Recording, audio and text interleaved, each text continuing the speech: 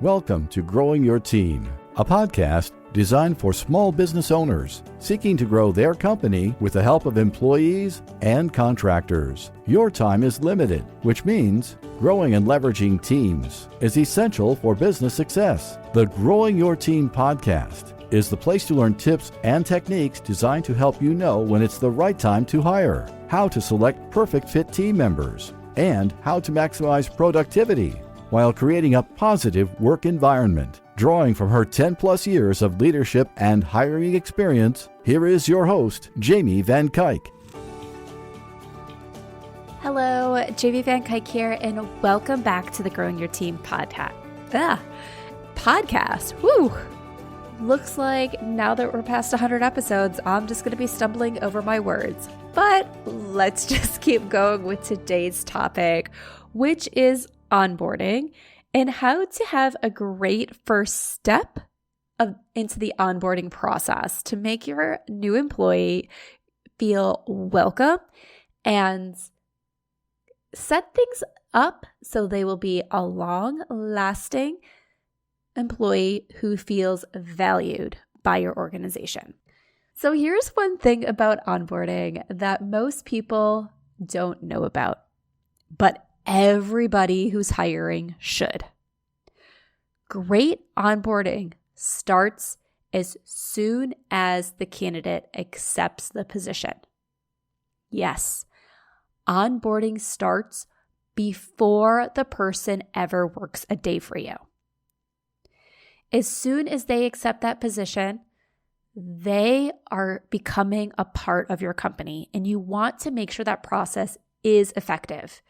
Why? Because you want to make them feel accepted by your company. Employees who are accepted feel that the company cares about them. When employees don't feel accepted, they feel like they're just a worker. They feel like they're there to make you money, and they don't feel like they're getting any value out of the relationship. In times when employees feel like they're just a worker, they stay around to collect their paycheck until they can find something better. They start to get this mentality of, it will do for now.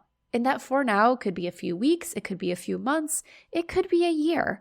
But those thoughts are already starting to process when they're just a worker that this is not a long-term fit. But when they feel appreciated as an employee, they feel that you care about them.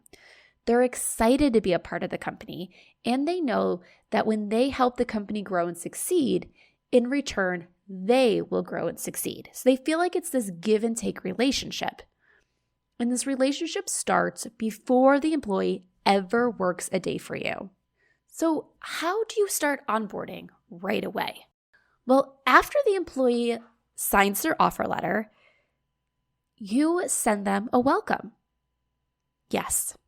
You're probably sending a response back, or when you send off the offer letter saying, congratulations, we want to invite you to our team. And when they respond and they sign it, you're probably telling them that it's received. But you should send or do another welcome step so that way they feel like, okay, now that we got this formality out of the way, you are really taking the steps to say you are excited that they are joining your team. And this is something you can do in a welcome email or a phone call. Phone calls are nice, but I know not everyone's schedule allows for it. The employee could still be working another job. You might not be able to contact them during hours that are appropriate to give them a call, so an email will suffice. In this communication, let them know that you'll be sending more details to help them prepare for day one, and we'll get to that in a moment. Restate what the start date is, know that you're available for any questions, and just let them know what's going on. This step is super important if you worked with an HR professional or a recruiter to go through the hiring process. You want to make sure that this employee feels like they are a part of your organization. At Growing Your Team, we do recruiting for some of our clients. When it comes to providing the offer, sometimes we present the offer to candidates, other times the company does. If we present the offer to the candidate, this step is super important because the candidate is not working for us at Growing Your Team. They're working for the employer. They're becoming part of the employer's organization. So they want to feel welcomed by the employer. That transition needs to happen to make this person feel a part of the organization. But even if the employer presents the offer, it's still important to have this additional step. Like I said, taking away the formalities and just welcoming the new employee into your company, expressing your excitement for them to join your team will go a long way. The next thing I like to say to do to welcome an employee is to send a welcome gift. And this could be something simple. It could be as simple as a card with maybe like a $5 gift card in it.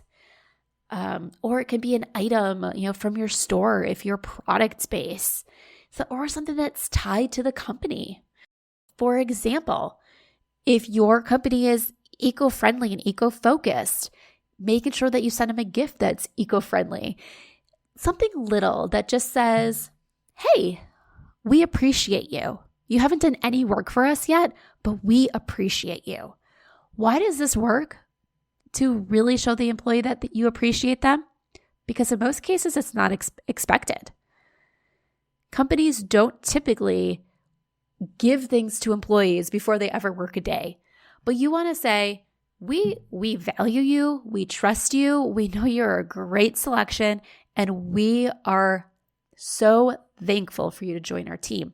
You don't want them thinking that they're just there to fill the void as you determine if they're the right person, and maybe they're going to lose their job after a 90-day training because you're not really excited about them. You want them to feel that you are excited about them joining the team, that they are the perfect fit, that you as a company won the employee candidate lottery because you found them and they found you and it was the perfect fit. And sending them something small can help with this.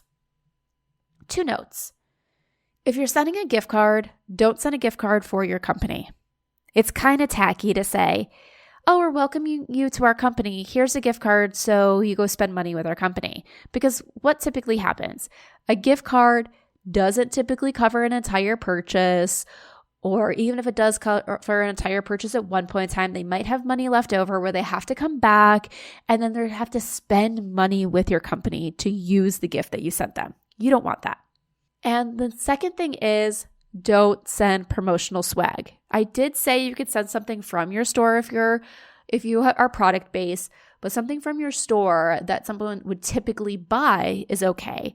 Sending promotional swag is not a gift. Sending something that promotes your company is not a gift. You buy that promotional swag as marketing material. It is not a gift for your new employee. Yes, you can give them promotional stuff. You can give them water bottles with your company logo on it. You can give them maybe a t-shirt or something that helps promote your company because you put together a package for your new employees. But that's not a gift. It's something that you're giving to them to market your business because they're going to carry around that water bottle. They're going to wear that shirt. They're going to use those pens with your name on it and other people are going to see it. But once again, those are marketing items and they are not gifts for your new employee.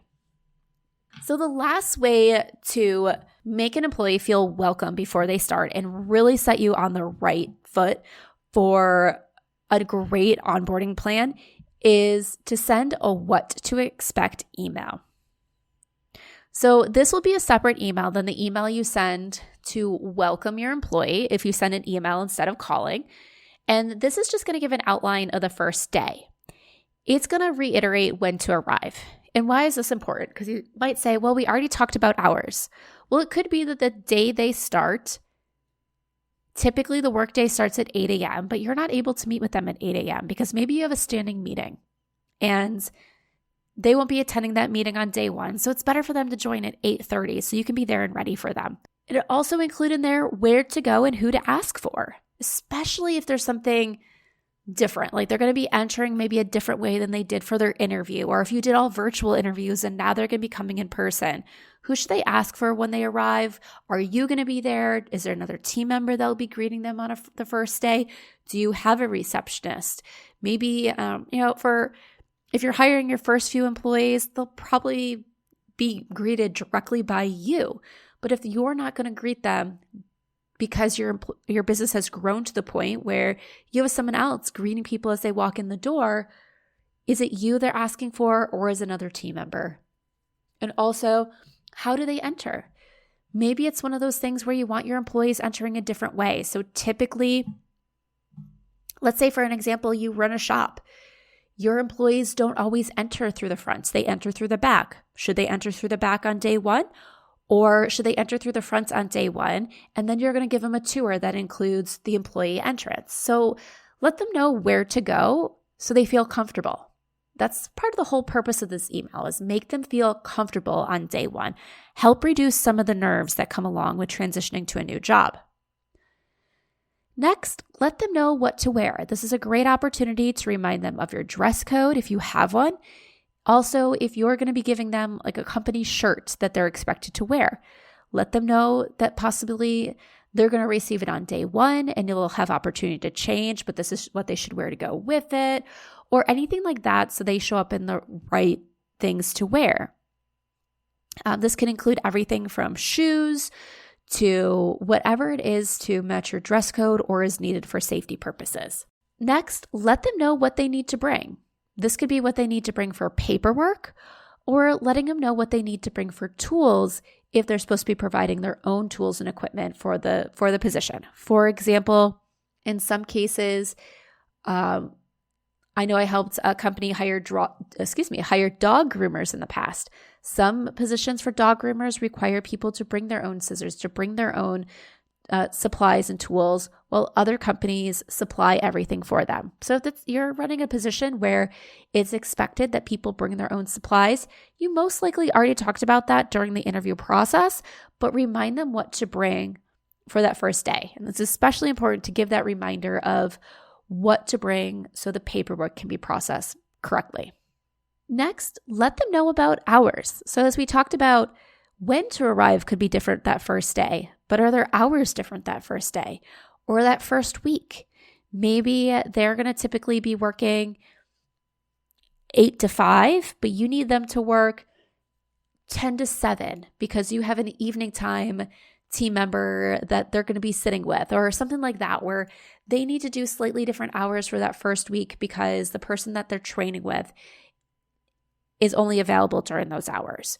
Obviously, once again, these are things that should be discussed as the person's accepting the position and going through the interview process when you're talking about their start date. So this shouldn't be anything new, but it's always good to remind them.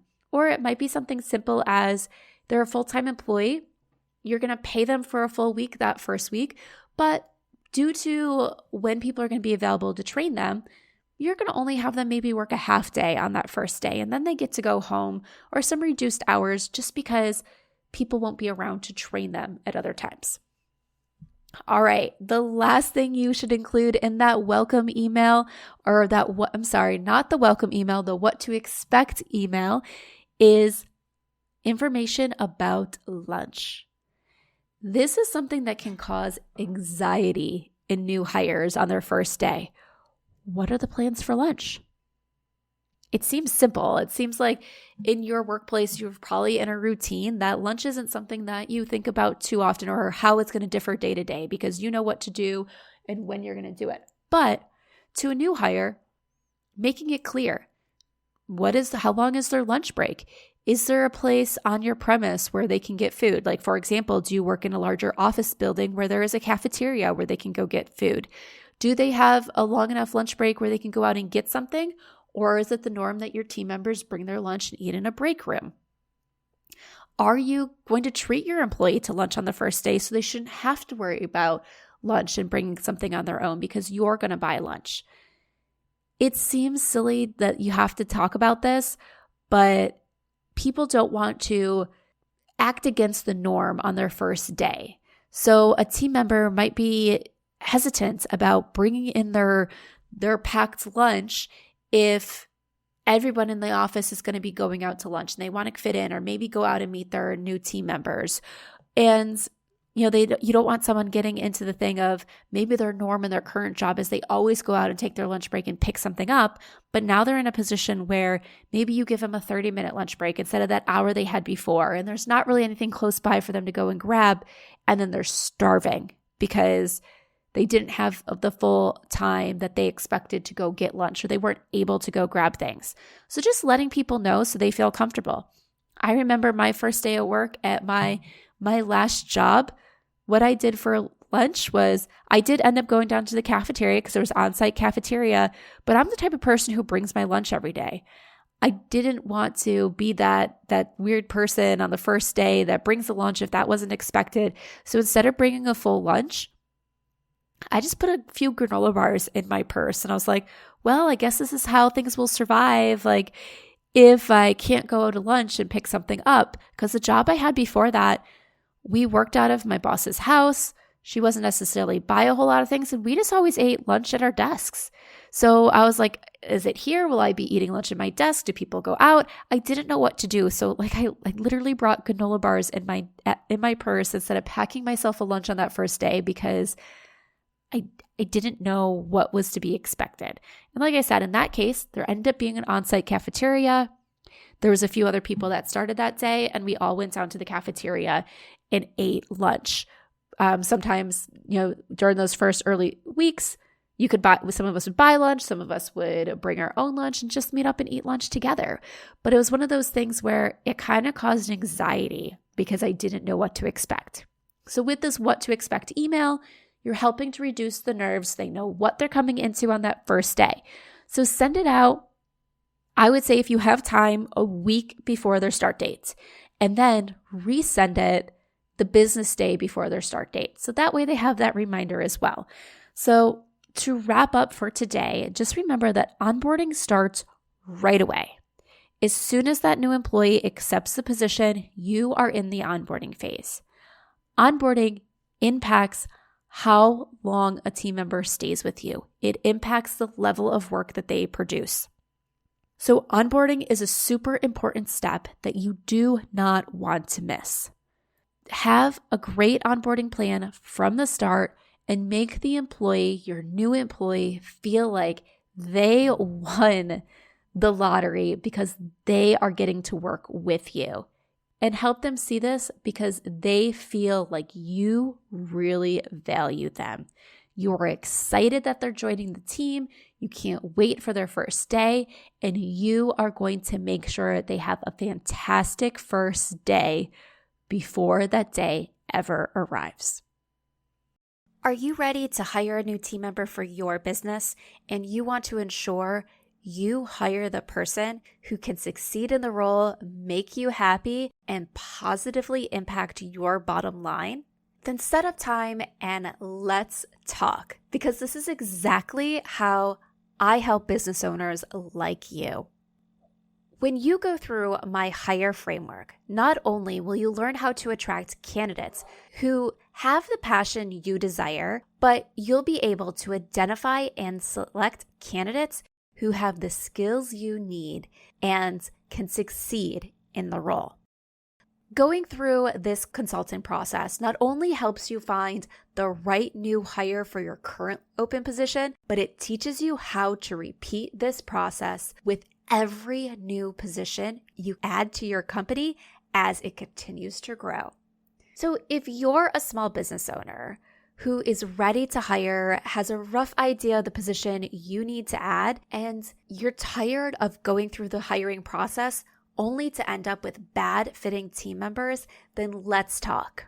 Send me an email at jamie@growingyourteam.com. That's Jamie, Jamie, @growingyourteam.com, or head on over to growingyourteam.com/jumpstart and let's talk about your hiring needs. Thank you for joining us for this episode of Growing Your Team with your host, Jamie Van Kuyt. Be sure to subscribe and head on over to growingyourteam.com to connect, access the show notes, and discover more ways to hire and leverage your perfect fit team.